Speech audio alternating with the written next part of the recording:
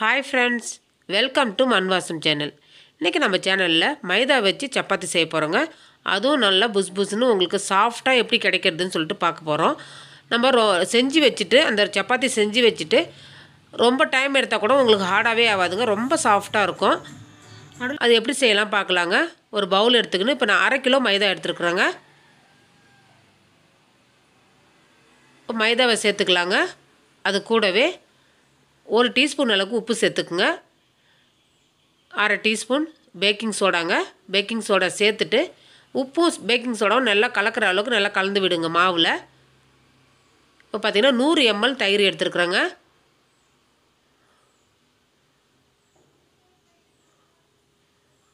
அது கூடவே இப்போ அந்த கிளாஸில் நம்ம தண்ணி எடுத்துக்கலாங்க. நான் அதில் தயிர் இருக்கிறதுன்றதுனால கொஞ்சம் தண்ணி எடுத்துருக்குறேன். தண்ணி வந்து கொஞ்சம் கொஞ்சமாக சேர்த்து பிசைங்க.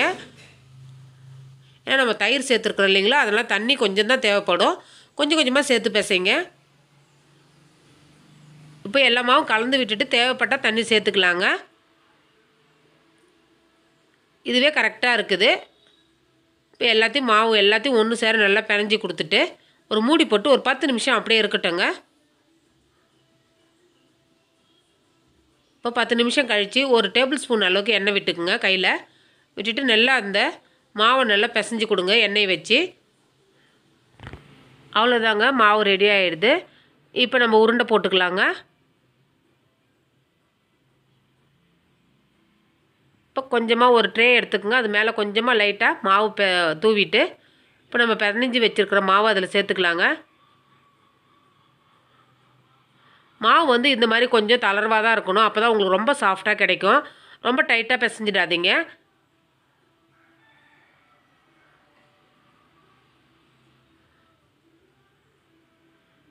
இப்போ சின்ன சின்ன உருண்டையாக ஆக்கிக்கலாங்க. உருண்டை பார்த்திங்கன்னா உங்களுக்கு தவாக்கு தகுந்த மாதிரி நீங்கள் எடுத்துக்குங்க. ரொம்ப பெரிய ரொட்டியே போட்டிங்கன்னா கொஞ்சம் பெருசாக எடுத்துக்குங்க. சின்னதாக போட்டிங்கன்னா சின்ன உருண்டையாக எடுத்துக்குங்க. இப்போ உருட்டி எடுத்துக்கலாங்க. இந்த மாதிரி உருட்டு கட்டி எடுத்துகிட்டு லைட்டாக மைதா போட்டுக்குங்க. இப்போ நான் உருட்டி காமிக்கிறேங்க. ஆனால் நீங்கள் கையால் கூட நீங்கள் தட்டினீங்கன்னா அழகாக உங்களுக்கு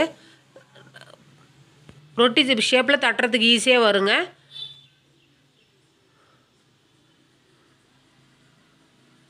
அவ்வளோதாங்க, அழகாக திரட்டி எடுத்தாச்சு.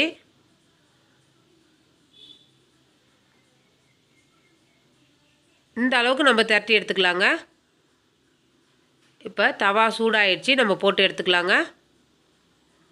நல்லா ஒரு பக்கம் செவந்ததும் மறுபக்கம் திருப்பி போட்டுக்கலாங்க. நம்ம தயிர்லாம் சேர்த்துருக்கிறதுனால ரொம்ப சாஃப்டாக இருக்கும் சாப்பிட்றதுக்கு. சுவையும் நல்லா இருக்குங்க. இது கூட சிக்கன் கிரேவி வச்சு சாப்பிட்டிங்கன்னா நல்லா செம்மையாக இருக்கும். வேறு எதுவும் ஆயில் எதுவும் அப்ளை பண்ண தேவையில்லைங்க. சூப்பராக அப்படியே நீங்கள் ட்ரையாகவே எடுத்துனாலே சாஃப்டாக இருக்கும். அவ்வளோதாங்க, ரெடி ஆகிடுச்சு. மீதி இருக்கிற மாவையும் நீங்கள் அதே மாதிரியே போட்டு எடுத்துக்குங்க.